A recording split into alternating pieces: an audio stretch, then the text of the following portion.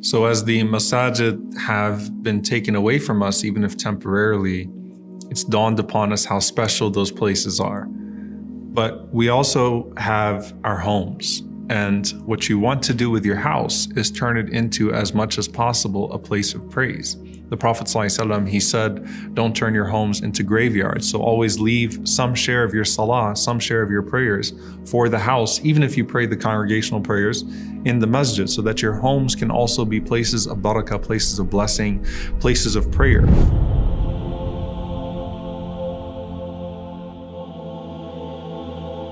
And subhanAllah, when people are always talking about how do we expel the shayateen from the home, how do we expel the jinn?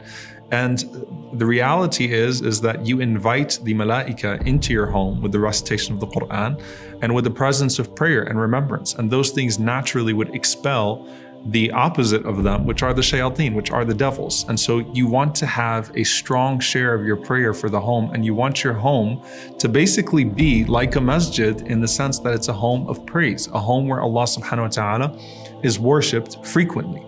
And you want to have an allocation of that. Now, one of the things that's very powerful when you're thinking about the malaika, when you're thinking about the angels, is when you pray at home, you're not alone. Okay, so even if you're not surrounded by rows of people, you're certainly not alone. And Sa'id al-Musayyib radiallahu ta'ala anhu, he narrates that no one goes into prayer even if they're on waterless, desolate land, ardi falah, which we'll talk about.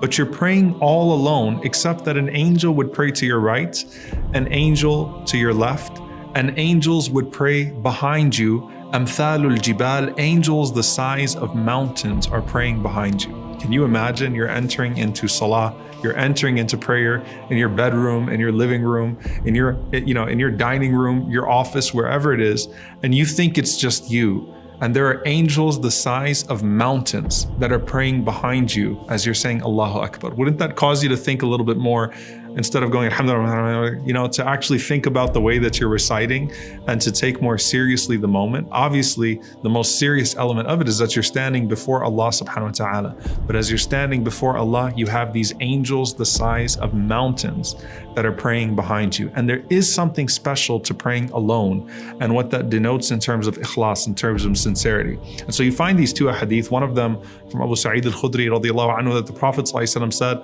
that the prayer in congregation, the prayer in jama'ah, is like 25 times the individual prayer. And then the Prophet ﷺ said, and salat that is in falah, in the middle of nowhere, okay, which is the best way I think you can translate falah, in the middle of nowhere, is like the prayer of 50 times the reward. Okay, so it's like twice the reward of the jama'ah.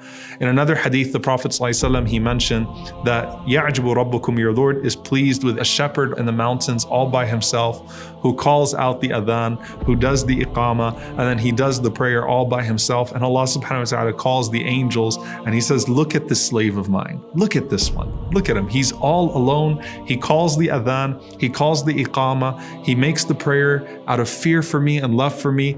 And he says to the angels subhanahu wa ta'ala, قَدْ غَفَرْتُ لِعَبْدِي وَأَدْخَلْتُهُ الْجَنَّةِ, I have forgiven this servant of mine and I have entered him into paradise. Why? Because of the sincerity of this person in the middle of nowhere, in the mountains.